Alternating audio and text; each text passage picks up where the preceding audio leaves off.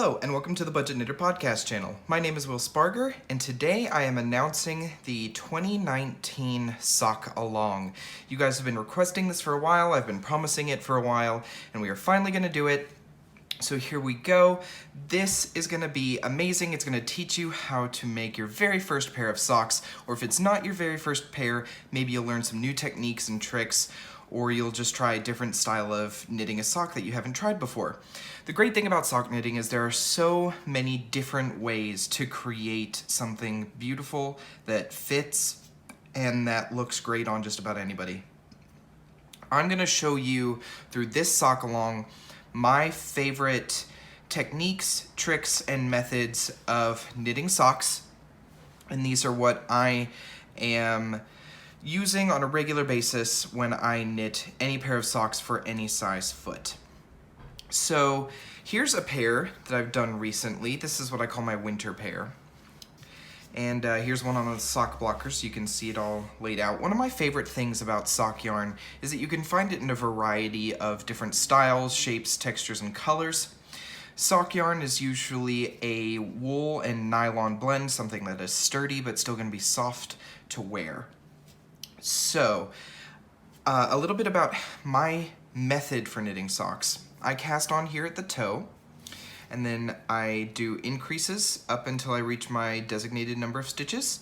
I knit my foot length, then I do a short row heel. Now this sock uses a fish lips kiss heel. Unfortunately, I can't teach you a fish lips kiss heel. That style of heel is reserved by the designer to be a paid-for pattern, and you can only use the tutorial that she has on YouTube. So if you're interested in that, you can search that out. But what I'll be teaching you is the German short row method. So it creates the same style of heel, it's just a little bit of different construction here at the seam. After you finish the heel, you reconnect and continue up in the round until we get to our cuff. There's a few different ways to do cuffs, and you don't have to do what I did here. This is a twisted rib cuff, and I really like the way that looks. I like how stretchy it is. I don't know, it's just really clean. But if you don't want to do that, you can do just regular 1x1 ribbing or 2x2 ribbing if you prefer. When we get to that point in the sock along, you can make a decision on what you want to do there. And then I use what is called the yarn over bind off. It does have a little bit of a flare, but when you're wearing the socks, you're not going to be able to see that. But it is a very, very, very stretchy bind off, and I think it works great for things like socks, especially if you're making them for a gentleman or for someone who has much larger thighs than they do the rest of their foot, like I do. My foot is a relatively average size, but I have really thick calves from years and years of playing soccer. So this is a great bind off for that, but we'll get more to that when we get to that point in the sock. So if you're not familiar with toe-up socks, but you have knit socks before, you may be getting a lot of the same information that you have from your previous sock knitting experience. If you've never knit socks before, this is going to be a great experience for you. You'll learn kind of the construction of the sock, and then from there you can explore all of the different types of heels and toes, and you can try cuff down instead of toe up. It's all up to you. There's so many different types of heels as well. You can do a heel flap and gusset if you want. I know a lot of people like that. It really depends on foot shape, but what we're going to learn is a very basic structure and just give you your first glimpse into knitting socks. So let's go over some of the materials that we're going to need. So one of the first things we're going to need is needles. Do you guys like this is my Star Wars bag from Erin Lane Bags. I got it at Stitches SoCal and I'm obsessed with it. So normally what I use is I cast on my toe on two circulars. I do two circs instead of magic loop. I can't make magic loop work. One of these is Knit Picks and one of these is Addy. I use one and the other. I actually like having two different colored cords so I can see which one is my first needle and which one is my second. So you are going to need two circular needles. These are, I think, 24 inches. If you can get 16 inches, you're probably going to be better off. This is going to create a lot of clanking, but this is all I have, and I haven't found a need to go purchase more in the shorter cord lengths. But two circulars, these are US 2s. I like US 2s. That's just what works for me and my gauge. This is what I've discovered. However, if you've ever done anything that needs to be kind of small or tight, a lot of people recommend ones. So if you want to go down to a US 1 and try that, that is perfectly fine.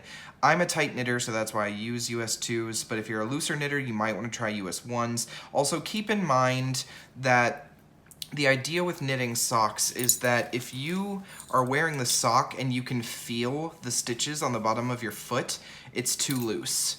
So keep that in mind about whether or not you think you're a tight knitter or a loose knitter. So you're gonna need, for what we're gonna do, if you're comfortable with magic loop, get one with a long cord. If you're going to do 2 circs like I do, you should get 2 of these in probably a 16-inch cord length.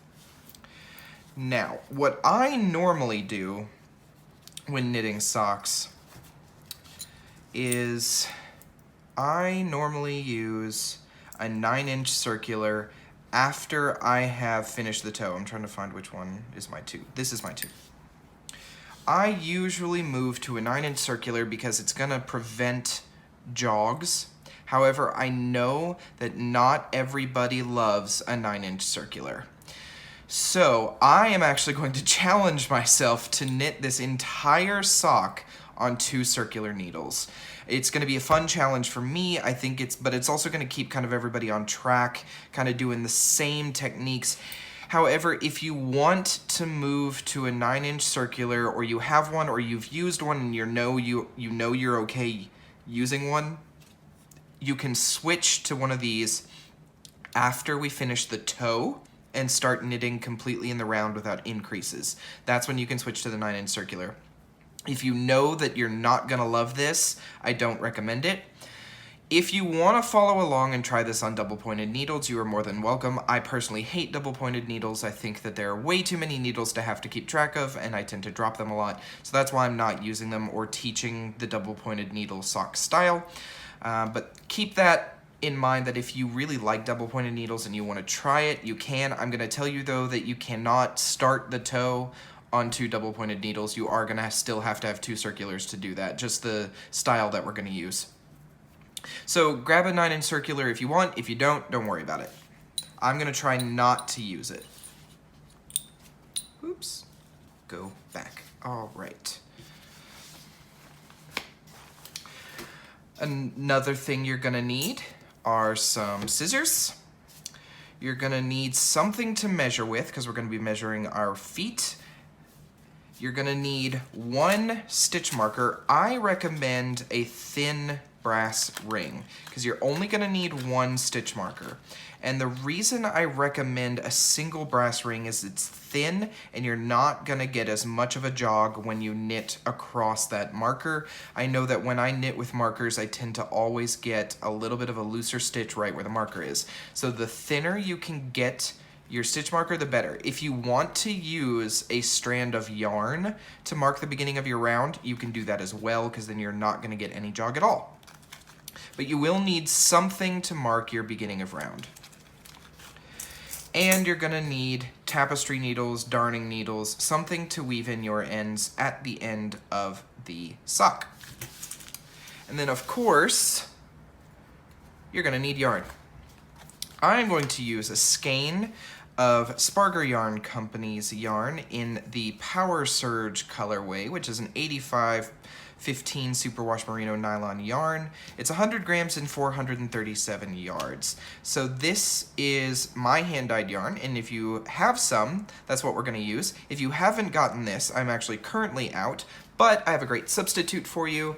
This is the Tree Hugger yarn from the Budget Knitter. This is the this is the Etsy shop for the podcast, and then this is my actual dyeing company, but I do dye some yarn for you guys on occasion. So, the Budget Knitter yarns, this one's called Tree Hugger. It is the same base, same yardage and everything, almost very similar colors. but they're not exactly the same. So if you don't have Power Surge, weren't able to get it when it was available in the shop, I recommend the Budget Knitter yarn. This is on the Etsy shop, link is in the video description box below. It is $16 a skein, and you can grab that and get that ready for this sock along. Alright, so that's all of the materials that we're going to need.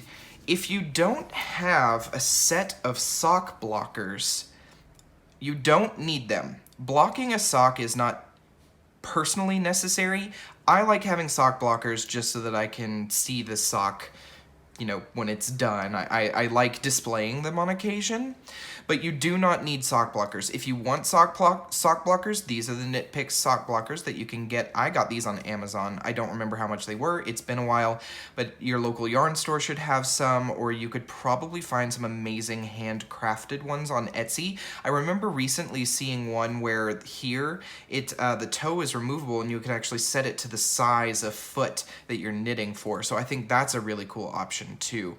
If I can find the link for that shop for those adjustable sock blockers, I will put the link in there. If I can't, maybe somebody else can find it, but I thought they were really cool, and I think they were pretty affordable. I think they were maybe $15 for the set. These are probably in the $5 to $10 range, but for $15 for a handmade set that you can adjust for size, I think that's a really cool option as well. So if you don't have sock blockers, don't worry about it. They are not necessary, but if you want to display your socks when you're done, or you're just one of those people that really wants to block everything, and I totally get it, I do it with a lot of my stuff as well, pick up some sock blockers. You're going to want to think about your foot size. These are the large, because of course I have a large foot, but they do have a small and a medium size as well, so keep that in mind when you're thinking about the size of sock that you may be wanting to block. That should be everything that we are going to need for this sock along. I hope you're excited. I hope you're going to join me. We are going to start very soon. I would like to start in about 2 weeks from the date of this video going live. Another thing to keep in mind, the reason we are doing toe up is because we want to use as much yarn as possible. So if we start at the toe and get to the foot here, we're going to knit until we have approximately 52 grams of yarn left. So we're actually going to start the cuff at about the 55 gram mark. And then that's going to leave plenty for the second sock. We're trying to use up as much yarn as possible. If you don't want to knit a tall sock, that's totally understandable. You can stop wherever you'd like to on the leg part. But for my sake, I love using as much of the yarn as possible, so I am going to do this as knitting as much of the sock as possible, or using up as much of the yarn as possible. So, another thing you can do if you want to make sure that you have exactly 50 grams is you can actually use a scale, wind it into a cake, and then wind off 50 grams from the first cake, and you can measure them and make sure that they're both the same size. Anyway, that's something you can do as well. I don't like to split them because I don't like carrying around 2 balls of yarn, but if that's what you want to do, feel free. So thank you. We're going to start this very soon, 2 weeks from the date of this video going live, and I cannot wait to get started with you. Thank you for joining me, and I hope that we are all going to make some amazing socks together.